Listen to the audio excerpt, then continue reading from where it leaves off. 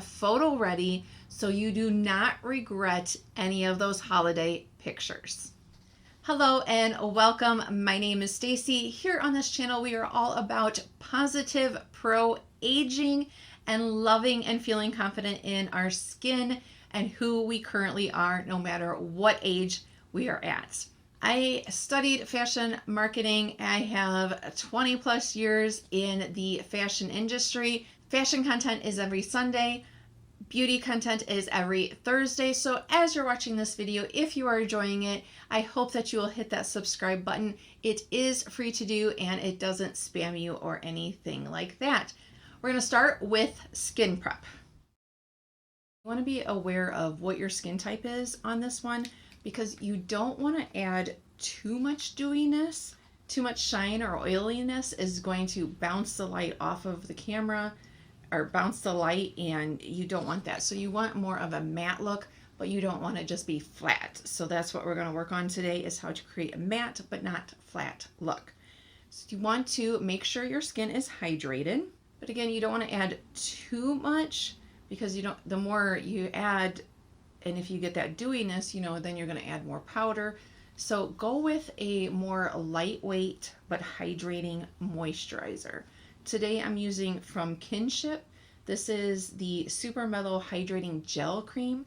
I find that gel creams seem to be, for me at least personally, hydrating, but it's more on the lighter side. If you have time beforehand, you might want to do a face mask. My skin is dry, so I'm going to now add a hydration mist, not a setting spray, just hydration mist.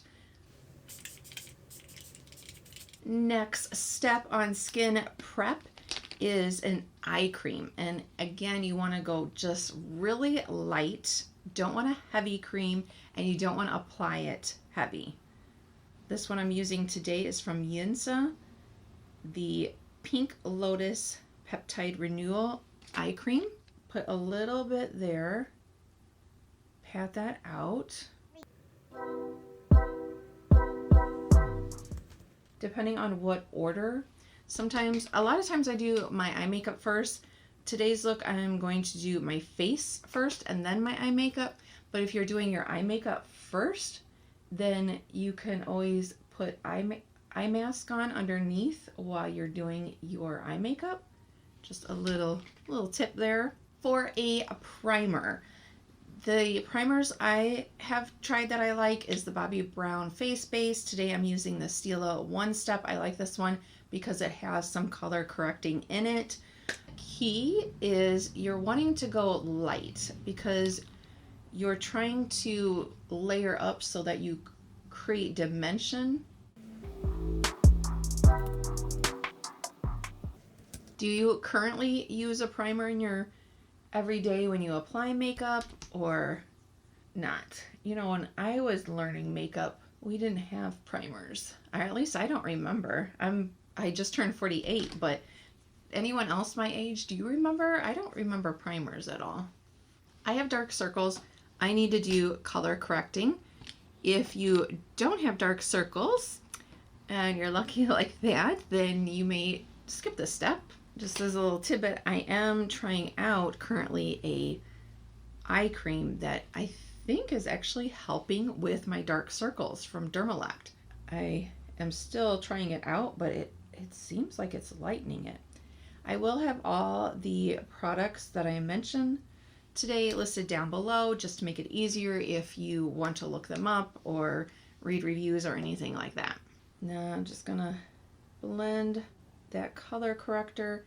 And again, with color corrector, not just for photos, but anytime you use color corrector, that really is the less is more. I used to make the mistake of going really heavy on it and a darker color because, everybody was like, oh, use a peach or a pink, and you really have to pay attention to your skin tone on that.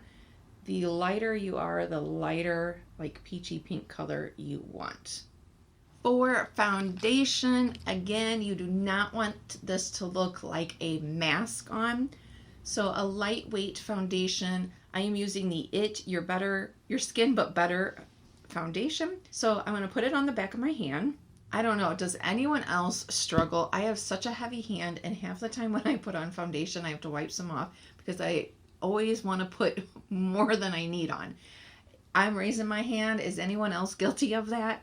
On the back of my hand, then I'm going to take a brush and I'm going to spread that out again really thin.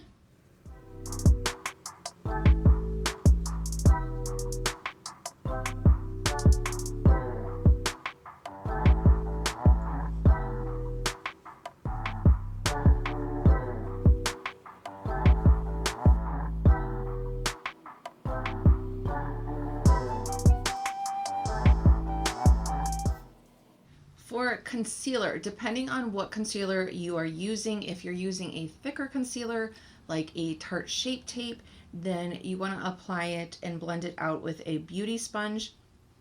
If you're using a little bit of a thinner, then I'd say apply it to the back of your hand and then use a brush to apply it.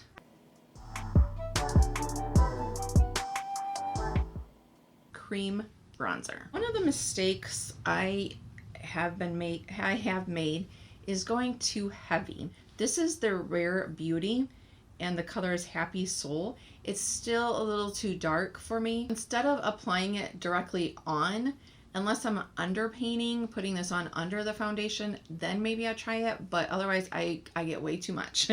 This is a contour blending brush, but it's got a lot of give to it. So I'm just going to tap on some of the product on here. I want to go very light-handed. I hold my brushes at the bottom because if I hold them up here, I end up putting too much pressure. So this forces me to do less pressure. I'm going to lightly tap it on up here and just a little bit below, like where you suck in. Like on the top of that. I'm not going too low in here because I don't want to pull my face down. I want to make it sure that it's going upwards. I find that tapping it on like this also helps me not get too much on instead of going like that.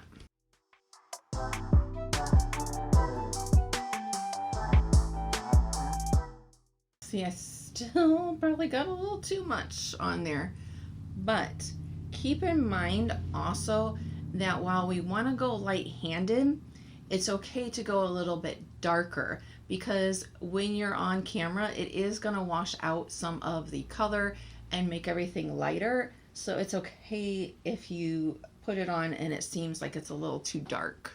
I'm going to go very lightly along. I'm not adding any more product. I'm going to brush it in. I'm just going to go very, very light on the jawline. Again, I haven't added any more product. Don't know if you'll be able to see a difference because it should be subtle, but there should be a little bit of a difference, a little more definition on this side. And I don't know if I'll have enough product on. Yeah, okay, so I need to do a little bit product, but again, I don't want to do too much. So I have found that if I do this and I just need like the little extra, I go on my hand and just gonna get a little bit of the excess off and then do that. And then I'm gonna take a damp beauty sponge, not adding any product. Again, it is damp, and I'm not gonna go as hard patting as I do when I put on foundation. Just very lightly, we're gonna go around the face and just small movements and barely touching the skin to pat. And what this is gonna do is remove any excess makeup that may be just sitting on the skin. You can see, I mean, it's barely there, but there is a little bit of makeup that it took. Now we're going to set with setting powder. Basically, wherever you want to take away shine, you want to apply the setting powder. Use a very fluffy brush because we just want a little. I'm going to take this under my eye, and I know this is a big brush, but I have dry skin, So I don't want a lot. Oops, I need to hold down here because I was getting too much. Very lightly tap it on. I'm not really brushing it on, just lightly tapping. I want a translucent one and not one that has shine. Laura Mercer has one, but one of hers does have a little bit of shimmer and shine in it, so you don't want that because again, we don't want to have shine, especially like under our eyes. It's the Urban Decay 24/7 Glide On Eye Pencil. Going to use, I don't use black eyeliner very much. Apply it. It doesn't have to be neat or precise. Getting as close to the lash line as I can because I have small eyes, so I don't want to take up too much real estate on my actual eye lid. So trying to get as close as possible. And then at the end, since I have downturned eyes, I'm going to just create a little wing. Again, not precise, just kind of flick it up a little bit. Then we're going to take a smudger pencil brush and just smudge that out. And then on the outer part, I'm blending it up and in.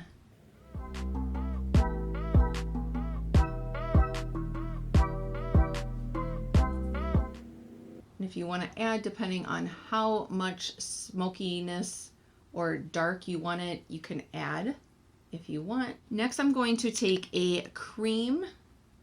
You could take a cream eyeshadow or a shadow stick. This is Pear Nova. I think I got this in Ipsy or Boxycharm. It's a taupish color with a little bit of shine, shimmer, but not sparkle. I'm going to take this and put this over where the black is, just to kind of lighten it up. And then take a bigger, it's like a pencil brush, but a little bit bigger, and just smudge that out.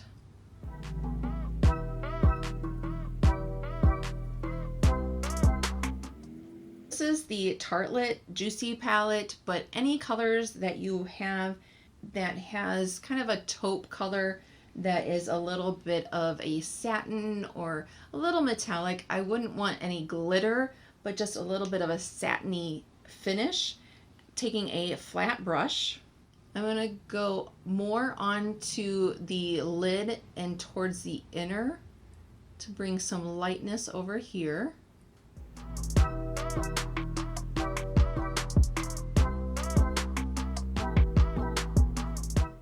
I'm taking a very small blending brush. This is from Sigma, and I'm going to go in with a darker satin color. This is Dusk, but again, any brown satiny finish color that you have will work. I'm going to start with the outer corner, tapping that on and bringing that up into the crease and a little bit above the crease, but barely, and bring that over only until a little bit past the center of my eyelid. Again, you don't want to bring anything, especially if you have small eyes like I do and hooded, you don't want to bring anything too dark over here because it's just going to make that space look even smaller and make your eyes look smaller. I'm going to take a clean blending brush and just blend the edges of that darker color. Now, if you feel like there's some product that has gotten, fell, you don't necessarily, unless depending on how much, but need to add any concealer, but take your brush that you used as your concealer, and if that works enough, just kind of clean that up. If you are using an eyeshadow that you know has fallout, then I would do your eyes look first and then your face makeup. But if it's a shadow that you know doesn't have a lot of fallout, it just kind of depends. I know people do it in different order. Now, if you wanted to put on eyelashes, I don't use eyelashes a lot, but I do feel like any kind of special occasion, they do add a little bit. Like I said, I have hooded small eyes. So what I have found personally works best is these little individuals. They're little clumps. If you do have strip lashes, you can cut them. I used to be so nervous about cutting them, and I was like, I don't want to do that. But don't worry, you can cut them. This is a tweezer. It's a applicator from Kiss, and it's the applicator to apply false lashes. It's okay. I need to practice with it a little bit more because it's hard to kind of, I don't know. I just need to practice with it more. But let's go with these individuals. And I will admit, I'm not the best at applying false lashes. Still practicing, still trying to get a hang of it. Just as an FYI, what they recommend is if you have eye glue that you're squeezing out, or eyelash glue, to put it in on a tin foil or put it in something, and then take a tweezer, get the lash and dip it into that glue. This is from Duo. I like this because it's this way. So you can just really tap it on the edge of the lash without getting too much glue. I'm just going to use one long one on the outer. I'm just putting this glue on the edge of that lash. And you want to put the lashes close to your eyelid as possible on top of your lashes, but not on your eyelid. I used to make that mistake. Do you have trouble applying lashes or not? Or do you even wear them? So put it on and then tap it into your eyelid area. I'll speed this through so that you don't have to sit and watch me struggle so much.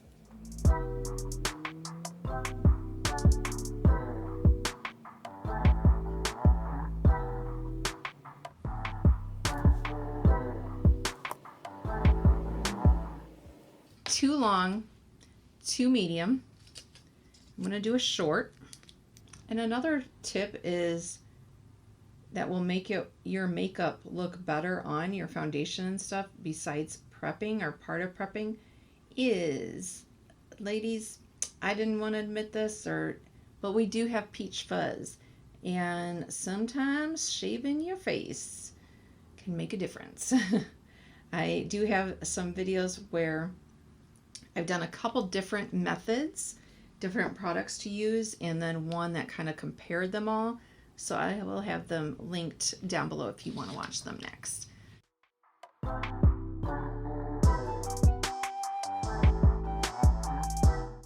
going to do two. One more short, and there we go. All right. So we're just going to let that dry a little bit now that they're a little bit tacky over here. I'm going to just push them down and in. I'm going to use a spoolie and comb through my brows. And I don't really need to fill in too much of my brows right now. By the way, if you're getting value from this video and you like this style of video, for Thursdays, let me know by giving me a thumbs up, hitting that subscribe button if you haven't already. It is free to do. And leave me a comment. Just say, I love the tutorial. And that will let me know, because no, I'm not a professional. I am in the process, which is taking me forever, but to take an online makeup class and finish that to get certified. But I'm not a professional, so I don't know if everybody, do you like to see a tutorial like this from somebody who just likes makeup and isn't a professional? Or is it more like, no, we only want to see from professionals? Now, if you needed to fill in your lashes, your eyeliner, oh my gosh, I can't even talk, your brows, now would be the step to do that. I think I'm going to just kind of keep mine where they are. I could darken them if I want. So no matter what you do to color them in or anything, but then use a brow gel so they stay in place.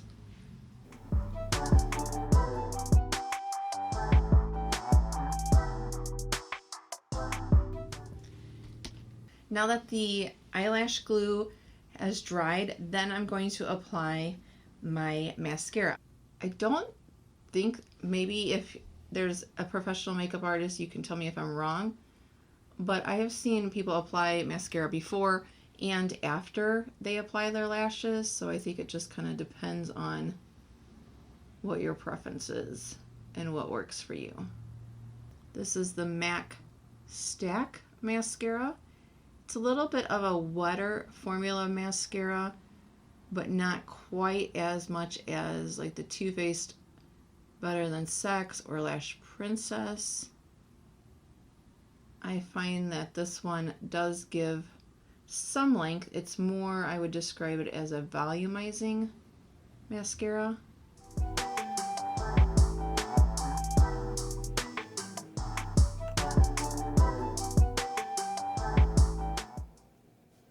I'm not putting any mascara on the lower lash line. It's official. I have found the best hack for applying false lashes.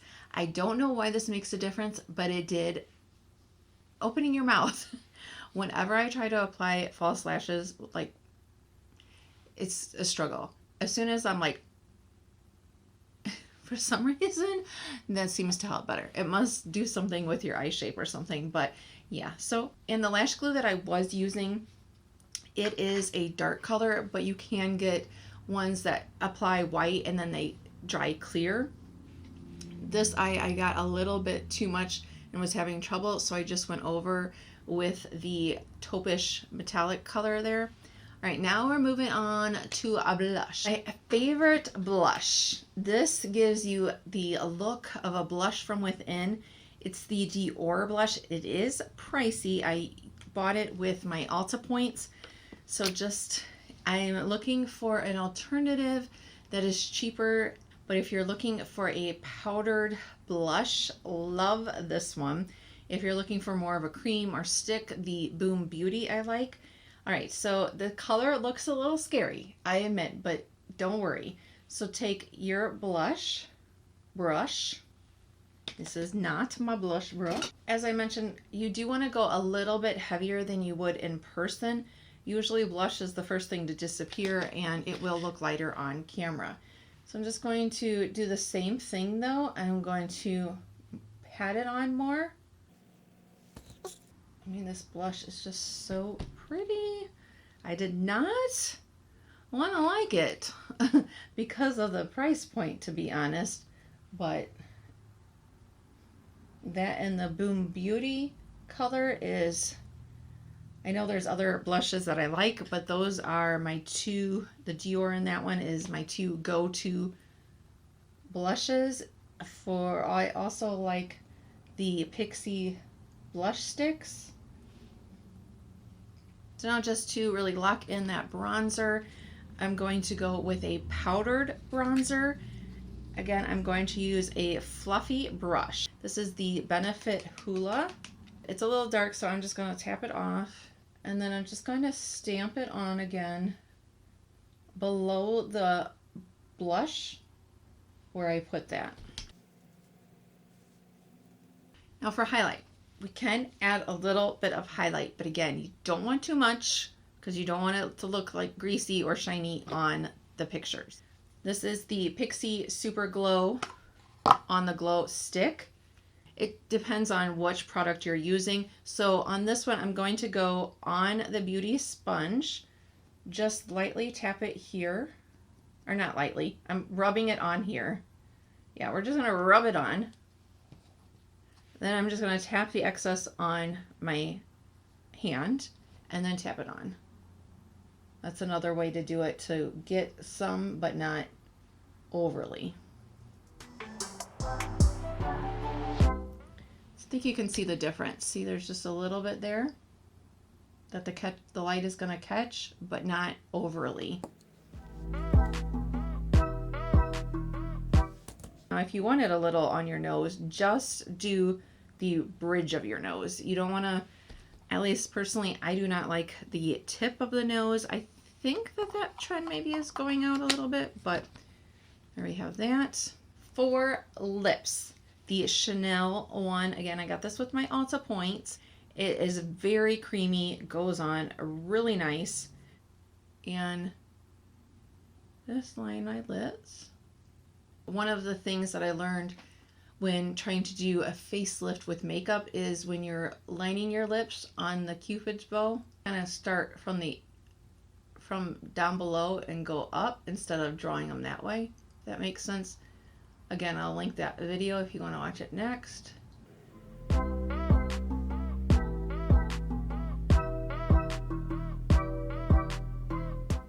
And since this is for pictures and I want it to last longer, I like to fill in my lips with my lip liner. Again, you don't have to do this step. I just find that it makes the color last longer. This is a little bit rosy, so I'm going to kind of just tone it down a little bit. This is more of a nude color from LYS lipstick.